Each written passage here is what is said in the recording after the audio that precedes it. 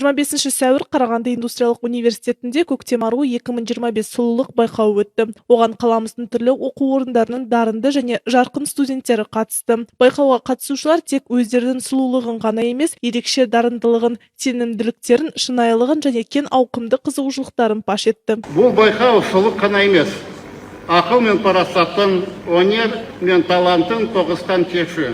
Бүгінгі кештің басты кейіпкерлері білім мен тәрбиені қатар алып жүрген жарқын болашақтың иелері біздің аруларымыз. Байқау барысында қыздар өздері туралы қызығушылықтары мен жетістіктері жайлы таныстырды. Шығармашылық кезеңде олар ән айтып, би билеп, көрермендерді өз қабілеттерімен таңғалдырды. Дәстүр асыл қазынам байқауы ерекше қызығушылық тудырды. Мұнда қатысушылар халықтық дәстүрлер мен мәдениет туралы білімдерін көрсетті.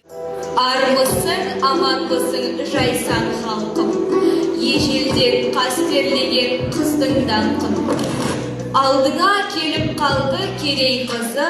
Байқау нәтижесінде басты титул көктем аруы 2025 атағын Қарағанды индустриялық университетінің металлургия және машина жасау факультетінің студенті Рустемова Асемай жеңіп алды. Сонымен қатар қосымша номинацияларды табысталды. Барлық қатысушылар естелік сыйлықтар, дипломдар және ақшалай сыйлықтармен марапатталды. Тоғжан Сағынбекова, Жахангир Қуанышбаев, Ақан Сері Али Асқаров, Теміртау жаңалықтары.